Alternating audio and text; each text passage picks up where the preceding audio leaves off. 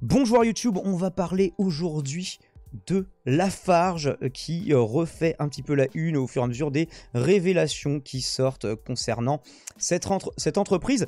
Complicité de crimes contre l'humanité, hein, excusez du peu, c'est l'une des accusations qu'ont été retenues contre le cimentier français Lafarge, donc concernant leurs activités en Syrie. Ils ont d'ailleurs accepté de payer à la justice américaine, je crois que c'était il y a 4 ans, de 778 millions de dollars dans une procédure dite de plaidé coupable. Hein.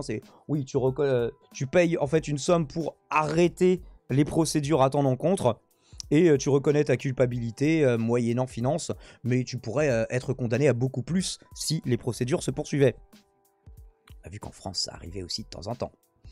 On a de hauts responsables de l'entreprise, hein, jusqu'au président, selon l'enquête qu'on va regarder, consciemment financé des organisations terroristes comme Al-Nosra, comme Daesh. Alors, il y avait des présomptions depuis 5 ou 6 ans qui se précisent de plus en plus. On va regarder ça. On parle de 5, 10, voire 15 millions d'euros qui auraient été versés par Lafarge à ces organisations considérées comme terroristes par la plupart des pays du monde. Tout ça pour maintenir leurs activités dans leur usine syrienne. En voilà un sujet qu'il est beau. Non, arrêtez, j'ai déjà fait les blagues sur David Lafarge, je vous ai dit. Non, on va parler de Lafarge qui n'ouvre pas des cartes Pokémon. Qui n'ouvrait pas des cartes Pokémon. J'avais fait la blague tout à l'heure. Le Soudan, c'est aussi la maison d'une certaine manière, par rapport au sujet précédent. En tout cas, moi, ça me rappelle la maison au niveau de la connexion Internet, c'est-à-dire inexistante, jusqu'à nouvel ordre. Et débrouille-toi avec ça. Bref, premier petit sujet qui ne date pas d'hier, hein, c'est le plus récent en vidéo que je vous ai trouvé, il date d'il y a 11 mois, mais on a un article tout frais, tout chaud de Mediapart sur le sujet, qu'on va se faire un plaisir de lire in extenso sur le coup, parce que là, je vous ai fait un résumé, il y a vraiment beaucoup de trucs. Mars 2012, la Syrie s'enfonce dans la guerre. De nombreuses usines françaises décident alors de fermer, mais pas Lafarge, qui souhaite maintenir sa production dans l'usine de Jalalabia. Conscient du danger, le cimentier français prend alors les devants. Il établit le contact avec plusieurs groupes armés Alors, prendre les devants pour les autres, c'était quitter la région, pas pour Lafarge. Opérant dans la région. Parmi eux, le groupe État islamique. En échange de la libre circulation de son personnel et de son matériel, Lafarge est soupçonné par la justice française d'avoir versé en 2013 et 2014 près de 13 millions d'euros aux djihadistes et leurs intermédiaires.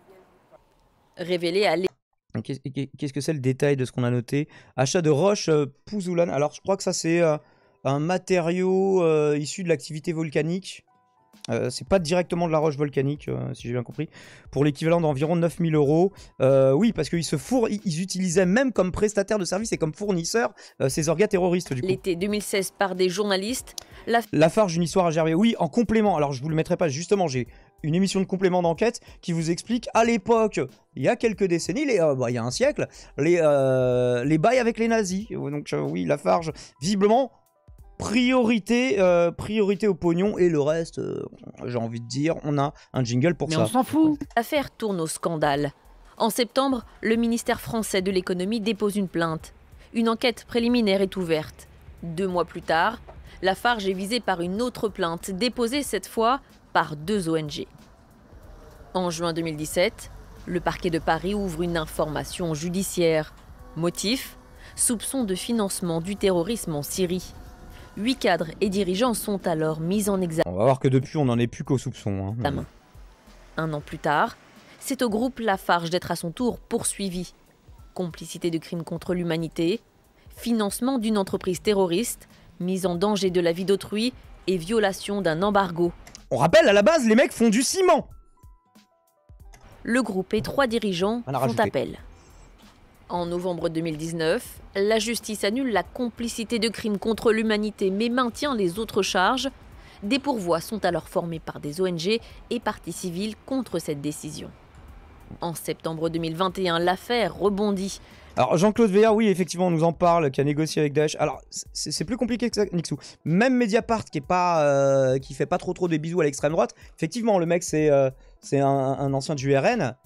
C'est pas le pire dans le dossier, tu verras. Limite, Veillard, c'est le mec qui a le moins de choses à se reprocher.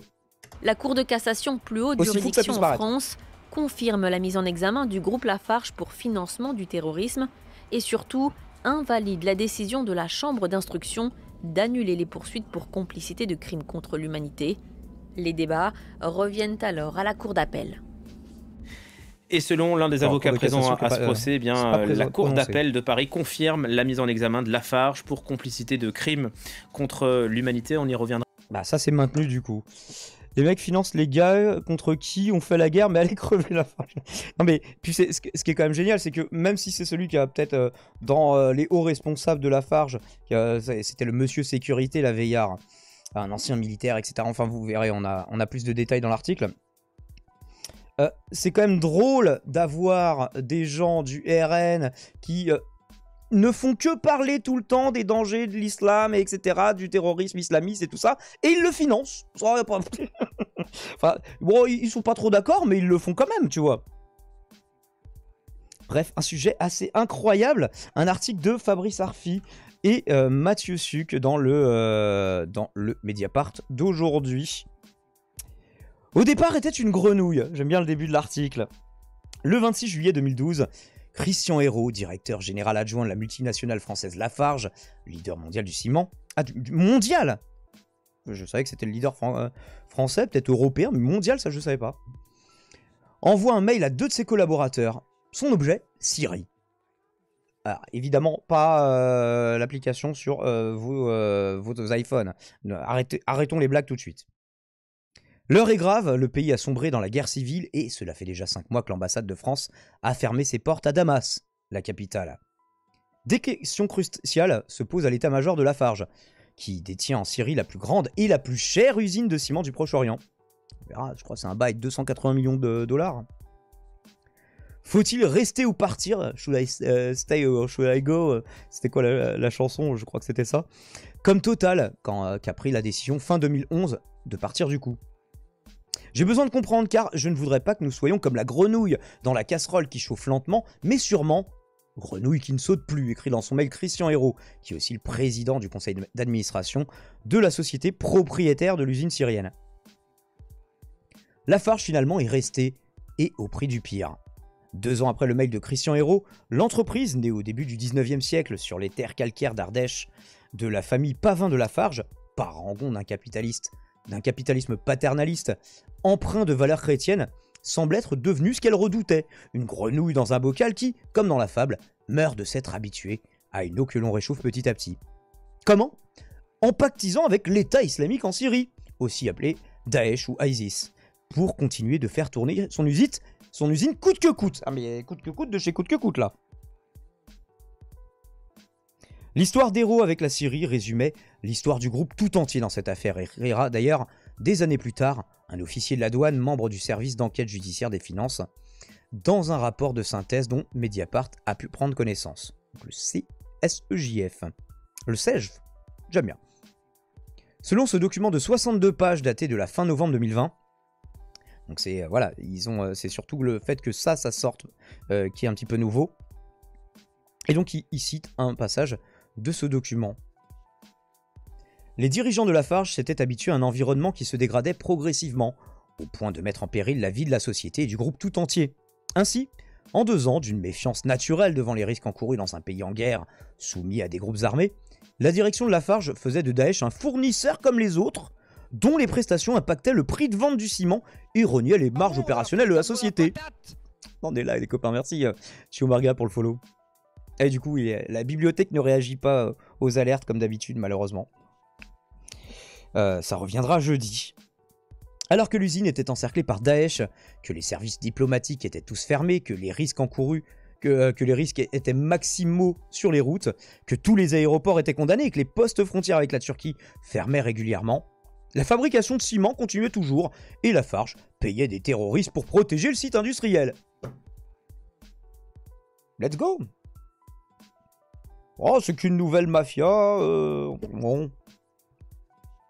Il faut payer pour sa protection. C'est cher, on va voir, hein, mais bon. Selon le même rapport du CEJF, dont les travaux ainsi que ceux des magistrats ont abouti à la mise en examen de Lafarge pour complicité de crimes contre l'humanité, c'est pas voler un sac à main, tu vois. Une première mondiale pour une personne morale, ah oui, d'être complice de crimes contre l'humanité, et de plusieurs de ses dirigeants pour financement du terrorisme. Pas très très bien de financer le terrorisme en connaissance de cause, juste pour gagner plus d'euros, les gars, si? Bon, bah on dirait que si. Ils veulent partager le gâteau, vous allez voir. Après les grenouilles, les gâteaux, je sais pas trop s'il faut tester les gâteaux aux grenouilles, mais bref. C'est comme ça qu'on devient numéro 1 mondial. That could be the reason why. Ouais, peut-être que c'est en étant vraiment un FDP que tu deviens numéro 1, quoi. Ça écrème peut-être un petit peu comme ça. Les gens les moins mal intentionnés. En droit français, toute personne mise en examen bénéficie de la présomption d'innocence. Parmi les dizaines de milliers de documents recueillis par les enquêteurs, s'il ne devait y en avoir qu'un seul pour résumer toute cette histoire, unique en son genre, ce serait un autre mail de Christian Hérault, décidément, daté cette fois de juillet 2014. Il y est question de la relation entre Lafarge et l'État islamique en des termes qui ne trompent pas. Citation.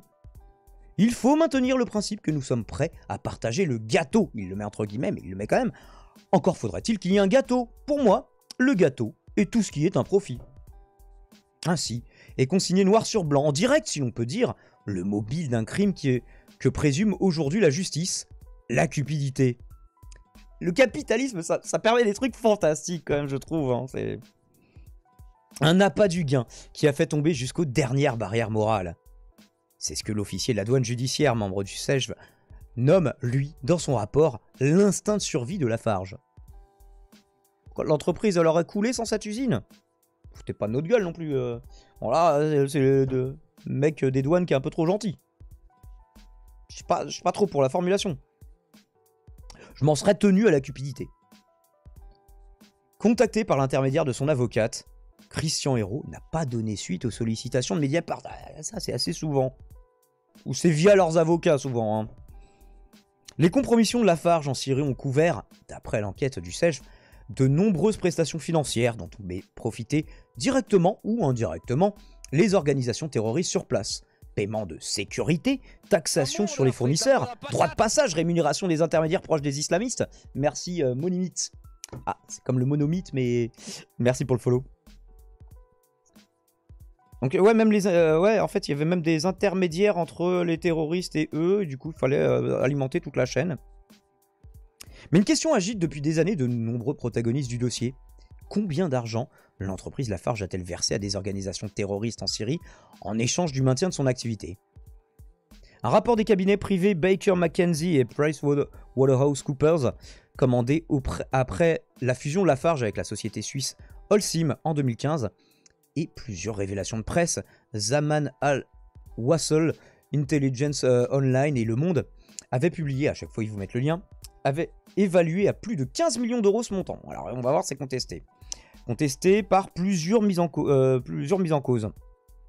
Selon un procès verbal de septembre 2020, le seul financement de l'État islamique par Lafarge a pu atteindre dans son estimation la plus haute 10,3 millions d'euros et 4,8 millions pour sa fourchette basse, sans compter des fonds versés à d'autres groupes terroristes. Ah oui, parce que Al-Nosra, Daesh, bon, commence à faire beaucoup.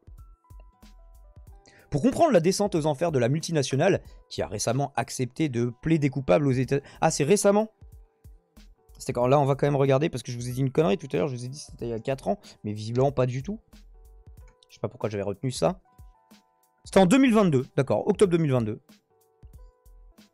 Et donc, voilà, l'autre article qui vous met en lien. Auto-référencement. Attendez, je vais peut-être bouger ma caméra, elle fait un petit peu chier. Vous voyez pas le titre de l'article. La justice américaine parle d'un crime ahurissant. Bon, après, justice américaine, mais bon, sur le coup... c'est... Ouais, c'est des bails un peu sombres quand même.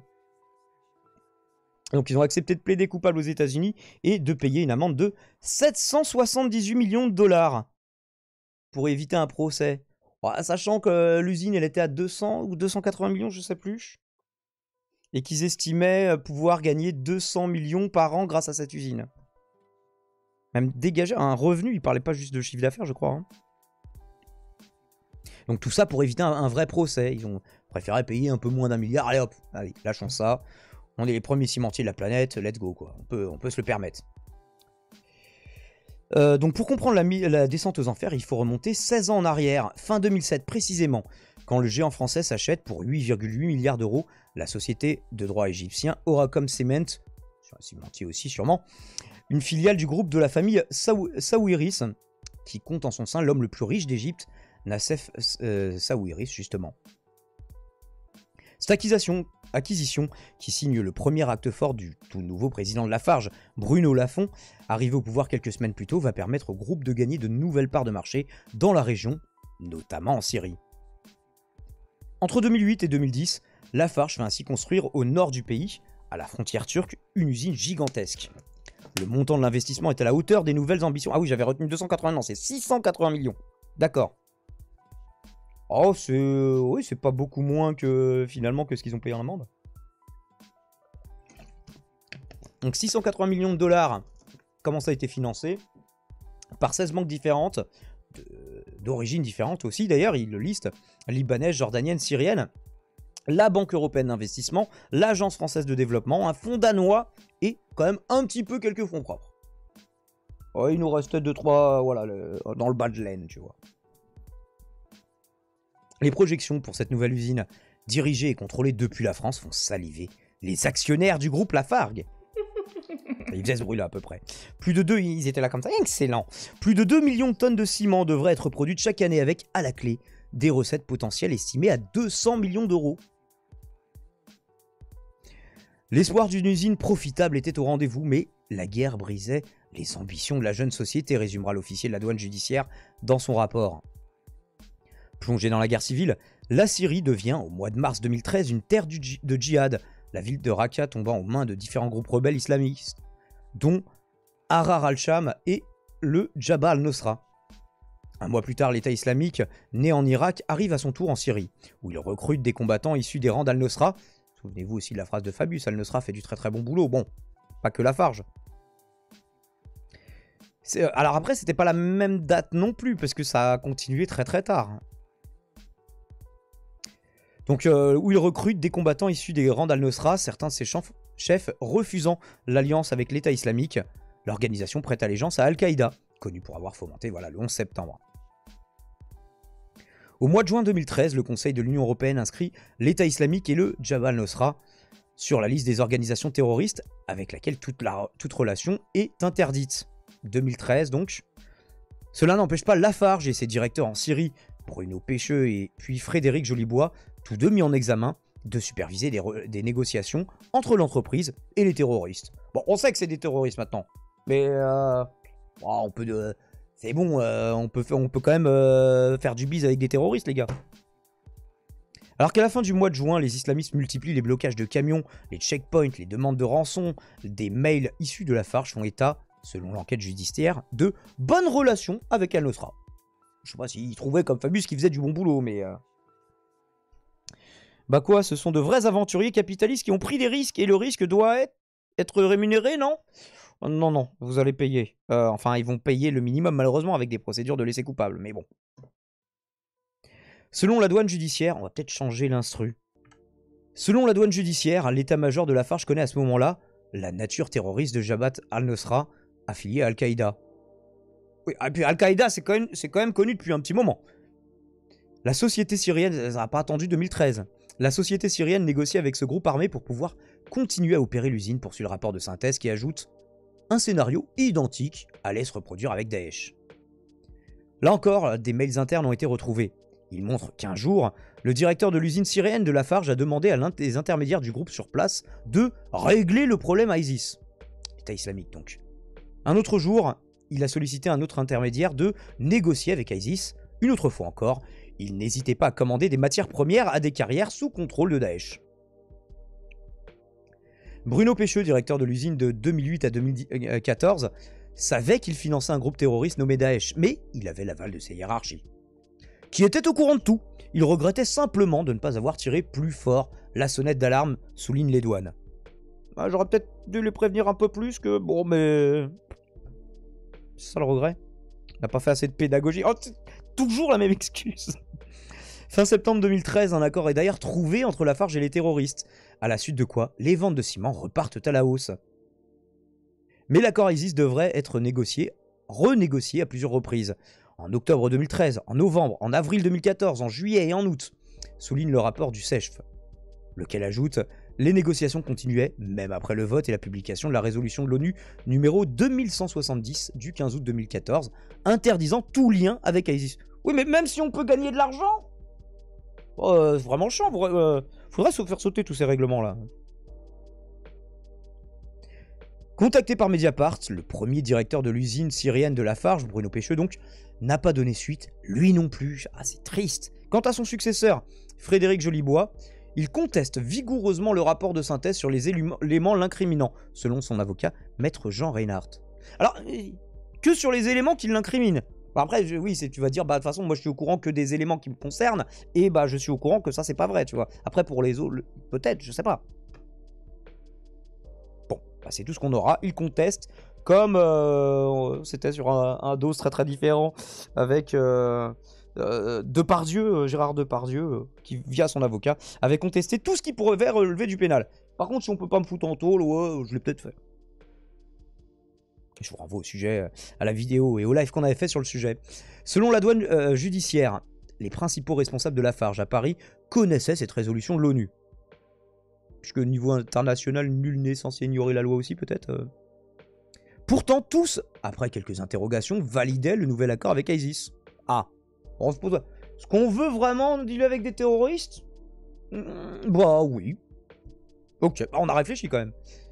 C'est ce qu'écrit le CEJF, soulignant que la nature d'ISIS était connue. Ainsi, de véritables négociations commerciales étaient échangées avec ISIS. Oui, il a acheté directement des matériaux. C'est un prestataire comme un autre. Certains des documents récupérés par les enquêteurs semblent dire le cynisme total de la multinationale française. Par exemple, ce compte-rendu d'une réunion en 2014 citant les propos d'une personne chargée du contrôle interne qui commente les ventes de ciment syrien pour le mois d'avril. J'ai eu une longue discussion... Ah oui, la phrase est goldée. J'ai eu une longue discussion avec les militaires islamiques et nous avons mené une grande étude de marketing.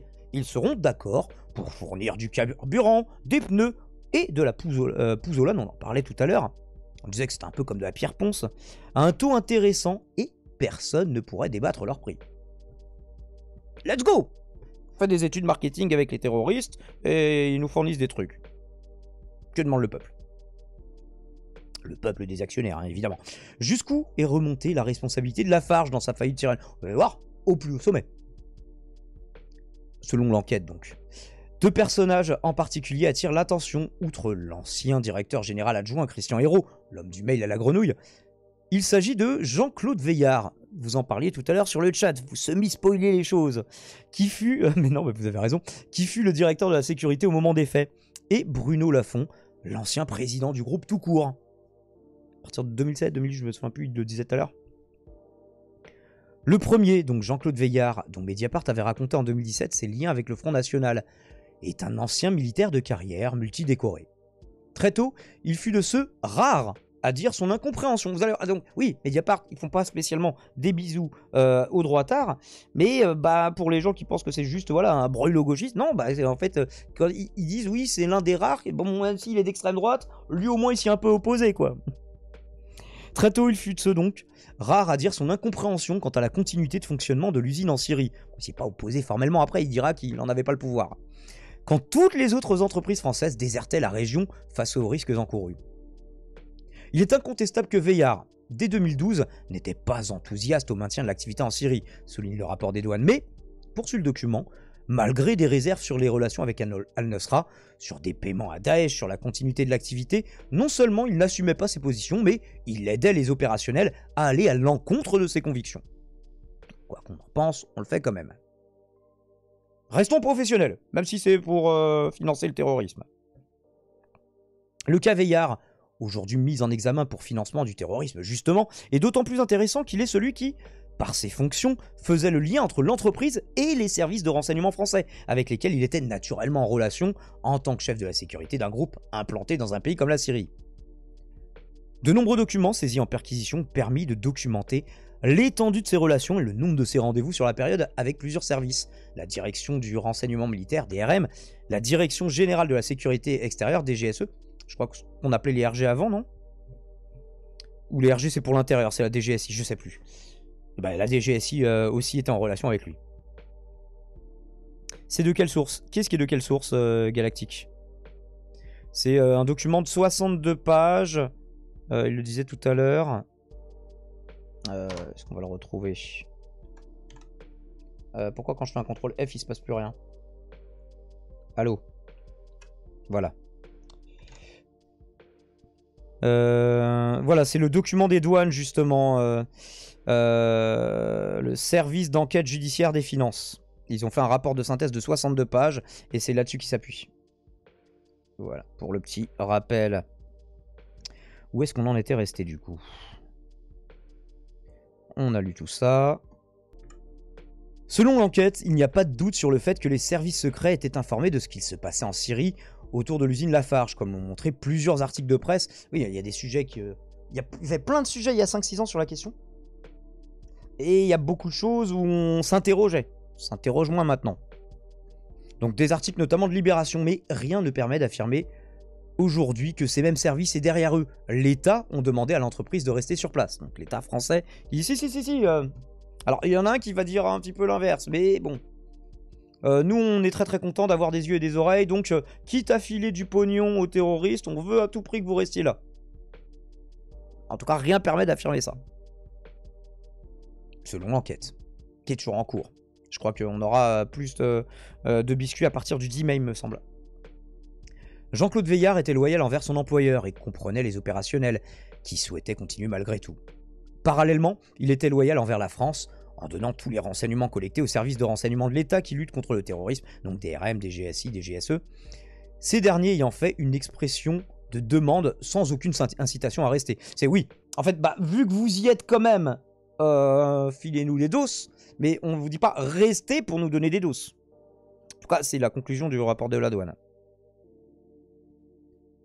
Dans un procès verbal de 2019, spécifiquement consacré à la relation de Jean-Claude Veillard avec les services, les enquêteurs ont conclu que Jean-Claude Veillard a très bien fait son travail et a visiblement fourni des éléments extrêmement précieux aux différents services de renseignement pendant la période 2012 à 2015. Ceux-ci étaient intéressés par de nombreuses informations, la vie quotidienne sur place, la connaissance des axes de communication, les affaires du régime Assad, des mouvements de groupes armés ou des éléments d'ambiance plus politique, mais à aucun moment il n'apparaît que ces services aient demandé à Lafarge de rester en Syrie. Ils ont agi par opportunité, quitte à être là, let's go, et ont profité de l'aubaine d'avoir des yeux et des oreilles sur un terrain qui avait été déserté par les Occidentaux. Toujours selon l'enquête. Un ancien agent de la DGSE, Pierre M., qui a passé 14 ans au sein de ce service entre 2002 et 2016, avant de rejoindre Lafarge, se souvient que, durant toute l'affaire syrienne, il y a bien eu des échanges avec Veillard. Un contact utile. C'est comme ça qu'il le définit. Mais il n'a jamais vu de documents et jamais assisté à des réunions où il aurait été question de demander à Lafarge de rester. La DGSE n'en a pas le pouvoir, a-t-il fait savoir en audition. Bon, alors après, techniquement, mais est-ce que en pratique, peuvent pas faire un peu des pressions qui vont dans ce sens-là? Est-ce que le premier cimentier mondial, il n'est pas au-dessus des règlements d'un peu tous les pays? Fût les États-Unis, oh allez vas-y, je te lâche 778 millions et ferme ta gueule. On dit que ça s'est pas passé. Dans un mémoire en défense, l'avocat de Jean-Claude Veillard, maître Sébastien Chapira, pointe pour sa part ce qu'il appelle des erreurs et des partis pris des enquêteurs du SEJF dans leur démonstration, les accusant d'instrumentaliser des propos à charge et de tronquer, voire déformer ceux à décharge. Contexte, en gros. Jean-Claude Veillard s'est constamment opposé à toute forme de négociation avec des groupes armés terroristes dès que son avis était sollicité. Il n'a jamais prodigué aucune aide ni conseil à un quelconque opérationnel afin d'effectuer des paiements directs ou indirects. Ce qu'écrit l'avocat du coup de l'intéressé, qui relève l'absence de pouvoir décisionnel de son client, qui était consulté, mais il avait un pouvoir opérationnel en tout cas. Il aurait pu dire non, moi je ne veux pas cautionner ces saloperies. C'est pas moi qui ai décidé de ces saloperies, mais je peux, voilà. Maintenant que je suis au courant, c'est contre mes valeurs. Peut-être que je m'en vais. Peut-être que j'arrête de le faire. Donc l'absence de pouvoir décisionnel de son client au sein de Lafarge et l'absence d'actes positifs de sa part dans les faits reprochés. D'actes positifs. En mode langage juridique à mon avis, parce que je vois pas ce que... Aucun document ne vient montrer selon lui le moindre accord ou encouragement afin que des paiements eussent lieu en direction des terroristes. Et s'il rendait le truc opérationnellement faisable? Contrairement à la thèse de l'accusation. D'accord, ok, donc ils sont vraiment pas en accord là-dessus. En somme, oui, il savait, mais ce n'est pas un délit en soi, plaide l'avocat. Pourquoi il n'a pas démissionné? Bah oui, c'est la question qu'on se pose un peu, mais... Ça devait être bien payé. La loyauté envers l'entreprise, je sais pas si c'était par passion du ciment ou... je vous laisse vous faire votre idée. L'autre personnage clé, donc à part le directeur de la sécurité, le numéro 1 du groupe Lafarge au moment du fiasco syrien, Bruno Lafont. Bah oui, ça remonte jusqu'au président du truc. Donc il a intégré l'entreprise en 1983, à l'âge de 27 ans, avant de devenir le PDG en 2007. Durant l'enquête, sa ligne de défense a consisté à dire qu'il ne savait pas. Je ne fais pas le travail de mes collaborateurs. T'es censé être responsable du truc. Donc en fait, si ton groupe il fait de la merde, quelque part, de toute façon, en tant que directeur du truc, mais non, en fait, on se défausse sur ses collaborateurs. Ah, c'est eux, dans mon dos, ils ont négocié des trucs avec Daesh. Moi, jamais. Ah, puis moi, je me préoccupe pas de ce genre de détails. Cette posture de patron au-dessus de la mêlée, ne s'intéressant qu'aux grandes visions d'un groupe présent dans 65 pays, était un leurre à trancher. Au contraire, le rapport des douanes. Bruno Lafont connaissait le moindre détail des cimenteries dans tous les pays, y compris la Syrie. Cela ressort de nombreux documents d'après l'enquête. On n'aura pas accès in extenso au truc, mais... Connaissez Mediapart, ils ont souvent des balles en réserve. Ces phrases sont extraites d'un rapport de synthèse de police datant de 2020.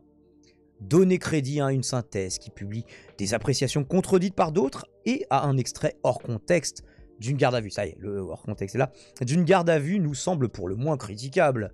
L'utilisation au compte-gouttes d'extraits de procès-verbaux de 2020 ou plus anciens, obtenus curieusement, ne contribue en rien à la compréhension d'un dossier complexe et aux multiples dimensions. Donc ça, c'est ce que dit à Mediapart l'avocate de Bruno Lafont, le président directeur général depuis 2007, maître Céline Lasek. Lasek ? Je ne sais pas. Réputé homme au caractère secret, Bruno Lafont est décrit par plusieurs anciens collaborateurs comme une personnalité insaisissable, ce qui laisse inévitablement la place aux spéculations pour comprendre le mobile d'un comportement qui l'aurait poussé, d'après le soupçon des juges, à assumer un pacte diabolique avec des terroristes. Selon un ancien directeur financier du groupe, entendu comme témoin, l'explication sera à la fois psychologique et purement économique. Psychologique, l'usine syrienne était son plus grand succès après avoir pris ses fonctions de président. Et parce que s'il a pris ses fonctions en 2007, du coup, c'était fin des années 2000, début des années 2010, avant, je crois, c'était ça, 2009-2010. Donc voilà, c'était son bébé, quoi. Et ouais, peu importe, voilà, un ciment tacheté de rouge, rouge champ, peu importe. Et l'usine, elle est stylée quand même. Et tout ce qui pouvait porter ombrage à la qualité de cette acquisition l'amenait à réagir de façon forte et à exprimer son courroux. Donc ça, c'était pour le côté psychologique.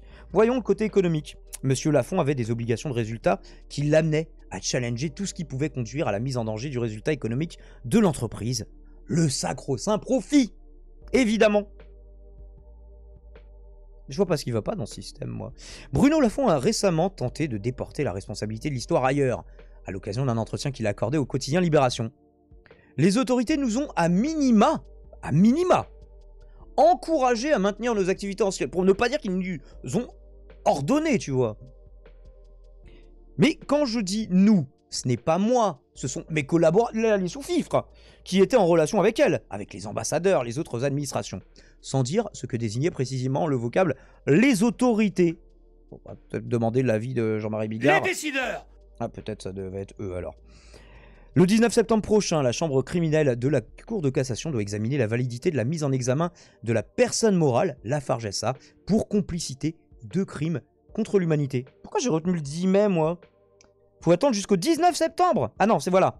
Contrairement à ce qui a été indiqué dans la boîte noire, dans une première version de cet article, la Cour de Parelle ne se penchera pas le 10 mai prochain sur la validité de la mise en examen de la personne morale. Ah c'est ça, oui, d'accord, ok, ça voilà, correctif. C'est pour ça que j'avais retenu le 10 mai. Ah, c'est pas moi qui suis fou. Donc le 19 mai, mais pas par la cour d'appel, ça a été directement remis à la cour de cassation. On avait vu un peu l'inverse tout à l'heure dans la vidéo introductive. Donc un article de Fabrice Arfi, Mathieu Suc, qui vient nous donner plus de détails d'une affaire tout à fait incroyable. Mais je sais pas, c'est pas ma faute.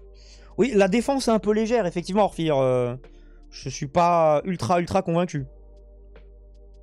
Bref, un sujet assez incroyable quand le capitalisme et la recherche du profit à tout prix, la fierté, il y avait de l'ego aussi, il y avait le côté psychologique, vont t'amener à faire des choses, à cautionner l'innommable.